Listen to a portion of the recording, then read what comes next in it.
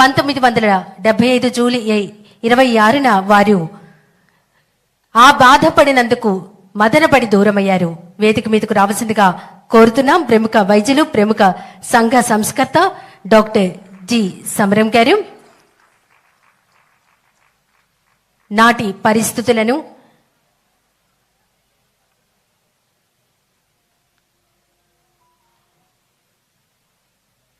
ఒకసారి పంచుకోవాల్సిందిగా సవినయంగా కోరుతున్నాం. సమరం గారు.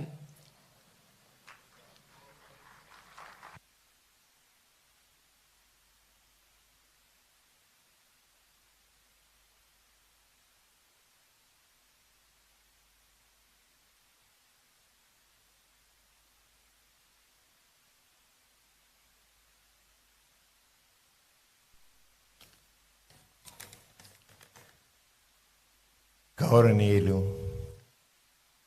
మన ప్రియతమ ముఖ్యమంత్రి శ్రీ నారా చంద్రబాబు నాయుడు గారు, వేదిక మీద ఉండి మహానుభావులందరికీ, అలాగే సభలో ఉన్న వారందరికీ కూడా నమస్కారం.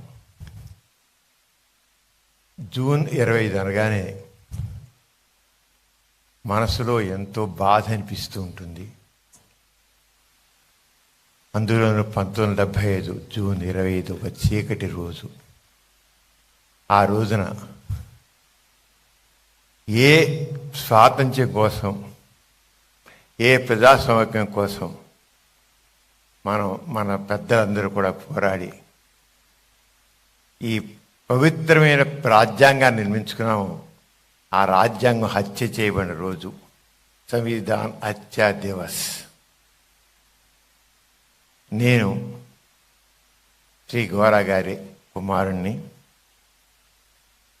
మా నాన్నగారు గోపరాజు రామచంద్రరావు గారు గోరా గారిని పాపులరు. ఆయన స్వాతంత్ర సమర యోధులు, గాంధేయవాది, ప్రముఖ సంఘ సంస్కర్త, స్వాతంత్ర్యం కోసం పోరాడి జైలుకి వెళ్ళిన వ్యక్తి. అలాగే మా అమ్మగారు సరస్వతి గోరా గారు, మా అన్నయ్య గారు లవణం గారు, మా అక్కయ్య మనోరమ గారు, అలాగే మా మేనత్త గారు రామరాజ్యం గారు, ఇలా అందరూ కూడా 1-2 సార్లు స్వాతంత్ర్యం కోసం ఇప్పుడు జైలుకి వెళ్ళినవారు. జూన్ 25 తారీఖున 1970 ఎమర్జెన్సీ ప్రకటించినట్లుగా రాగానే మా ఫ్యామిలీ, మా నాన్నగారు, అమ్మగారు, మొత్తం అందరూ కూడా ఎంతో బాధపడిపోయారు. ఇందుకోసమా ఇంత త్యాగం చేసింది, ఇందుకోసమా మనం స్వాతంత్రించుకుంది, ఇందుకోసమా మనం రాజ్యాంగాన్ని నిర్మించుకుంది అని తల్లడిల్లిపోయారు. మా నాన్నగారు గోరా గారు అదే ఆవేదనతో ఒక 4 రోజుల్లోనే కన్ను మూశారు.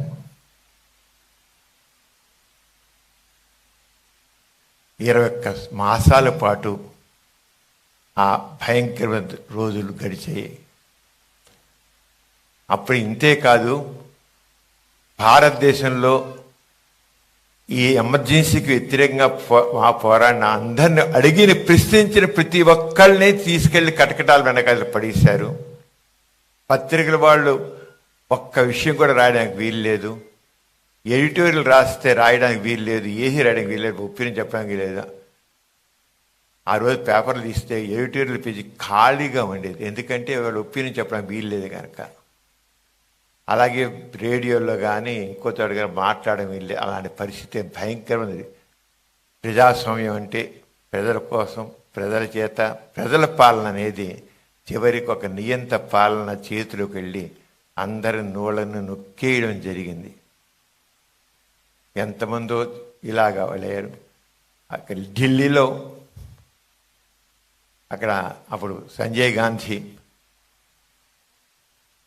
మురికివాడల్లో ఉన్న వాళ్ళని చేతులు పట్టుకుని లాక్కొచ్చి బలవంతంగా కుటుంబ నియంత్రణ ఆపరేషన్ చేశారు. అలాగే ఒక ఢిల్లీలోనే కాదు, భారతదేశం ఎన్నో చోట్ల కుటుంబ పిల్లలు పట్టుకుంటారు. దాంట్లో 18 ఏళ్ల పిల్లలు కూడా. చివరికి మన ఆంధ్రదేశంలో కూడా జరిగింది అలాగా. ఇంకా పెళ్లి కాని వాళ్ళు కూడా కుటుంబ నియంత్రణ ఆపరేషన్ భయంకరమైన పరిస్థితి ఇప్పుడు జరిగింది. ఎందుకు? ఏం లేదు, విచక్షణారహితంగా అలా చేయడం జరిగింది. అలాగే ప్రశ్నించిన ప్రతి గొంతుకుని నొక్కేయడం జరిగింది. అలాగే ఢిల్లీలో చెప్పలేని అరాచకం జరిగితే దాంట్లో ఢిల్లీ లెఫ్టినెంట్ గవర్నర్ కిషన్ చంద్ 1978లో తన నివాసం వెనక ఉన్న నూతిలో దూకి ఆత్మహత్య చేసుకున్నారు. ఎందుకంటే ఆయన ఏమాత్రం దాన్ని ఆపలేకపోయాడు. లెఫ్టినెంట్ గవర్నర్ కిషన్ చంద్ ఆయన సూసైడ్ నోట్ రాశాడు. ఏమని రాశాడంటే, అవమానకరమైన జీవితం కంటే మరణమే మేలు, జిల్లత్కి జిందగీ సే మౌత్ బెహతర్ హై అని రాసి అంటే ఎమర్జెన్సీ ఎంతమందిని కలిచివేసిందో అలాంటి పరిధి ఈ రోజున మన ముఖ్యమంత్రి గారు పెద్దలందరూ కూడా ఇప్పుడు యువత తెలుసుకోవాలండి ఈ ప్రజాస్వామ్యం గురించి. ఈ ప్రజాస్వామ్యాన్ని మనం ఏమైనా సరే కాపాడుకోవాల్సిందే. ఈ రాజ్యాంగమే మనకి రక్ష. ఈ రాజ్యాంగం ప్రకారం మన పాలన జరగాలి. అంచేత అటువంటి దివస్ అంచేత మనం అక్కడ మోడీ గారు ప్రధానమంత్రి గారు ఇచ్చిన పిలుపు దానికి ప్రకారం మన ఆంధ్రప్రదేశ్ ఈ రోజున ఈ అమావాస్య ఏర్పడించడం చాలా గర్వకారణం. అందరికీ నా నమస్కారం. జై హింద్.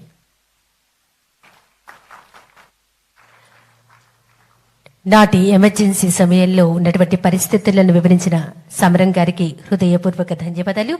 తర్వాత మన మధ్యనే ఉన్నారు ప్రముఖ సామాజిక కార్యకర్త అందరి వారు అయినటువంటి శ్రీ గోళ్ల నారాయణరావు గారు. వారిని వేదిక మీదకు విచ్చేసి ఎమర్జెన్సీ కాలం నాటి పరిస్థితులను వివరించవలసిందిగా సవినయంగా కోరుతున్నాం. ప్రముఖ సామాజిక కార్యకర్త శ్రీ